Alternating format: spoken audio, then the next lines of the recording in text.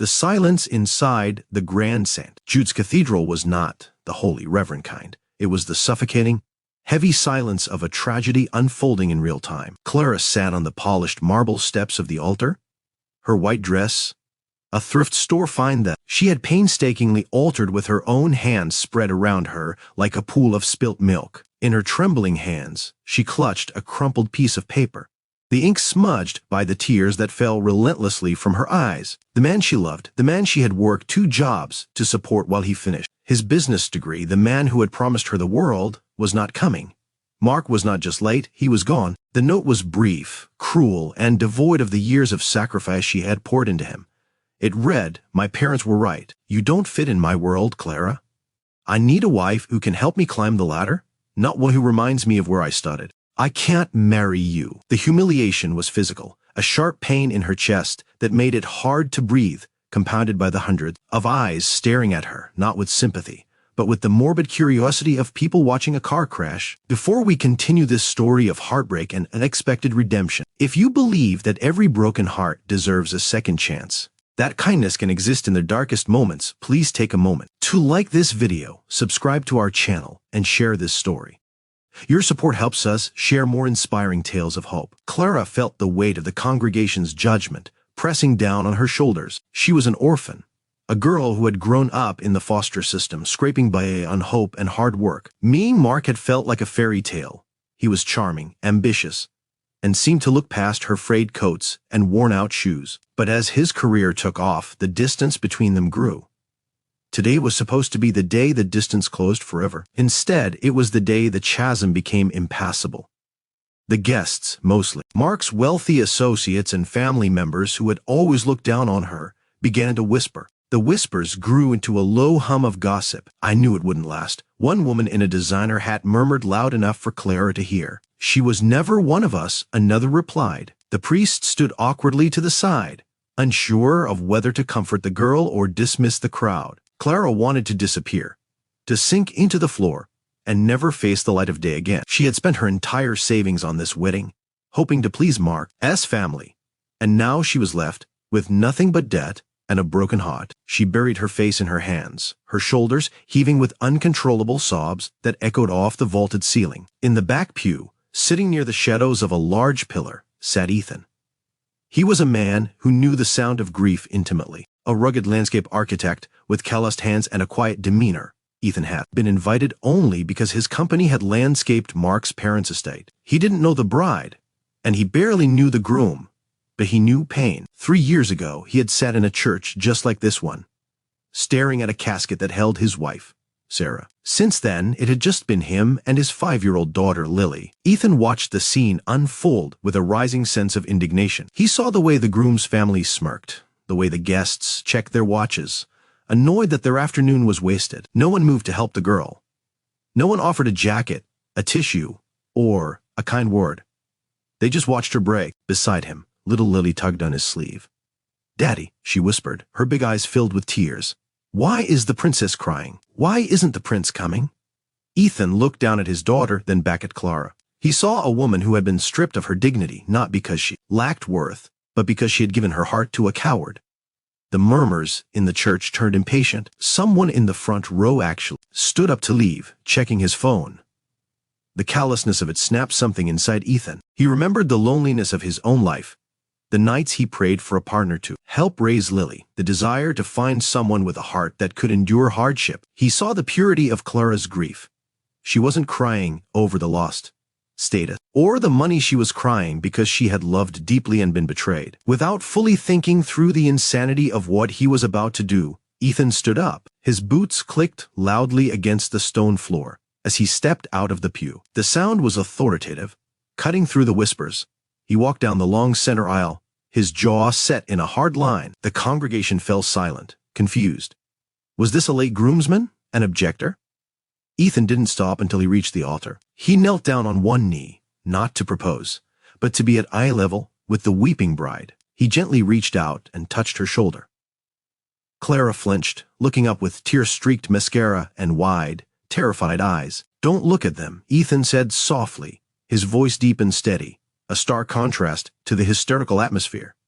Look at me. Clara blinked, her vision blurry, seeing only a stranger with kind, hazel eyes and a scar above his eyebrow. He didn't deserve you, Ethan continued, loud enough for the first few rows to hear. A man who leaves a woman like this doesn't deserve a single tear. He stood up then, turning to face the crowd. His gaze was withering, sweeping over Mark's wealthy family, who sat in stunned silence.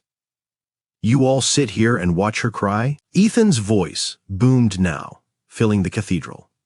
You judge her poverty while displaying the poverty of your own souls? He looked back at Clara, who was now staring at him in shock. Then, Ethan did the unthinkable. He looked at the priest, then at the crowd, and declared with a conviction that shook the stained glass windows, if he's too blind to see her worth, I am not. I'll marry her. A collective gasp sucked the air out of the room. Clara froze. What? She whispered, her voice barely a croak. Ethan turned back to her, extending a hand to help her stand. He didn't mean he would marry her right this second, legally and bindingly, without knowing her name, though the crowd thought so. He meant he would claim her. He would take the shame onto himself. He would be the shield she needed. I won't let you walk out of here alone, humiliated, he said to her, his voice dropping to a reassuring murmur. I'm a stranger, I know. But I'm a dad, and I'm a widower, and I know a good heart when I see one breaking. Take my hand. Let's walk out of here with your head high. I will take care of you. It was a proposal of rescue, not romance. But in that moment, it was the most romantic thing that had ever happened to her. Clara looked at Mark's empty spot, then at this stranger who was risking his own reputation to save hers. She took his hand. Ethan pulled her to her feet. He took off his suit jacket and draped it over her shoulders, covering the exposed back of her dress, shielding her from the prying eyes. He turned to the congregation one last time. The wedding is over. Go home. Then, holding Clara's hand firmly in his, he led her down the aisle. Lily, seeing her father's bravery, ran out from the pew and grabbed Clara's other hand. The image was striking, a crying bride, a tall, protective stranger, and a little girl in a pink dress, walking out of the church together as a makeshift family. They burst through the heavy oak doors into the sunlight, leaving the gloom of the cathedral behind. Ethan didn't stop walking until they reached his truck. He opened the door for her. Where are we going? Clara asked, still in a daze, clutching his jacket tight. To get burgers, Lily chirped from the back seat. And to get you away from those mean people, Ethan added with a gentle smile. That afternoon was the strangest and most wonderful of Clara's life. They didn't go to a honeymoon suite. They went to a roadside diner. Ethan bought her a milkshake and listened as she poured out her story. He didn't judge her for her lack of money or her foster background. In return, he told her about Sarah, about the cancer that took her, and about how hard it was to raise a daughter alone. Clara saw the pain behind his eyes, and he saw the resilience behind hers. When the evening ended, Ethan realized she had nowhere to go. She had given up her apartment for Mark. I have a guest room, Ethan offered. Strictly a guest room. Stay as long as you need to get back on your feet. Lily likes you. Clara wanted to say no, to not be a burden, but looking at Lily's hopeful face, she nodded.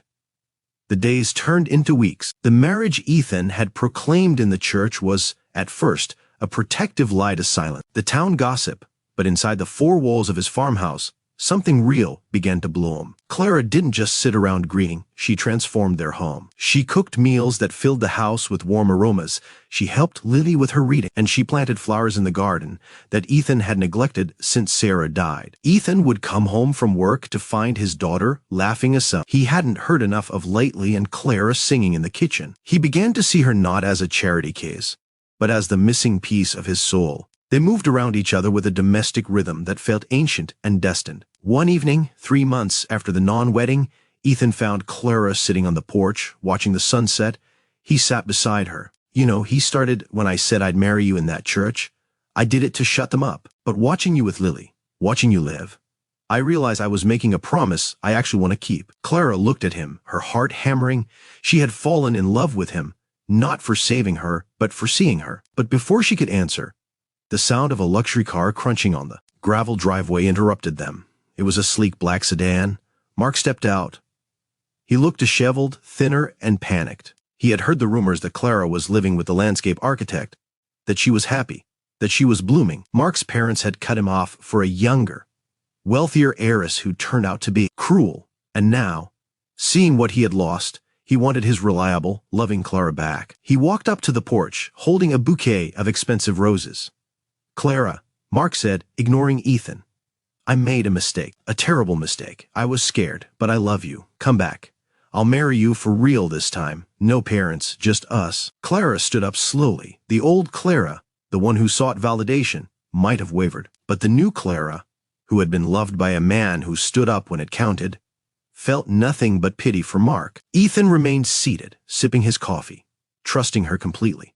Clara walked down the steps to meet Mark. She didn't take the flowers. "You left me on the floor of a church, Mark," she said, her voice steady and strong. "You let your family laugh at me.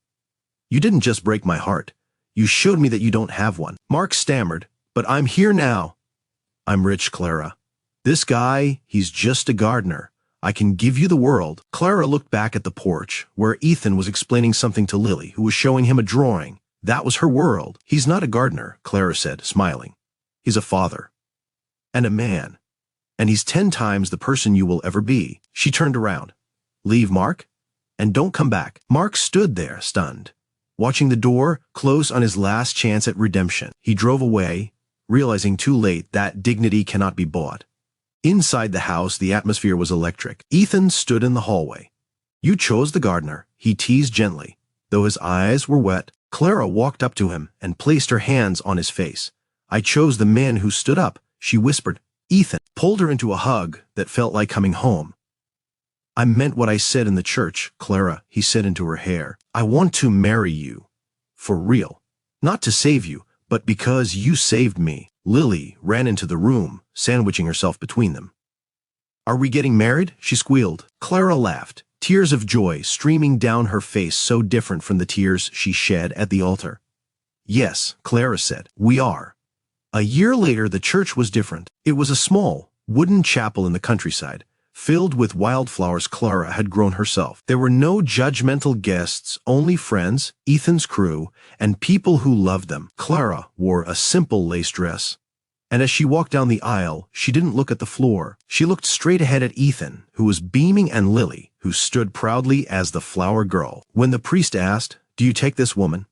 Ethan didn't hesitate. He said the words he had shouted in defiance a year ago, but this time he whispered them with infinite tenderness. "I will. I do, forever." They had turned a day of public shame into a lifetime of private glory. This story reminds us that sometimes the worst day of your life is just the clearing of the path for the best days to come. Rejection is often just redirection to something better, something real. If this story touched your heart and made you believe that true love is about standing up for someone when the world sits down, please leave a comment saying love always wins before you go. Thank you for reading. We hope Clara and Ethan's journey reminded you that you are worthy of a love that is brave, loud, and proud. Don't forget to like and share this with someone who needs hope today.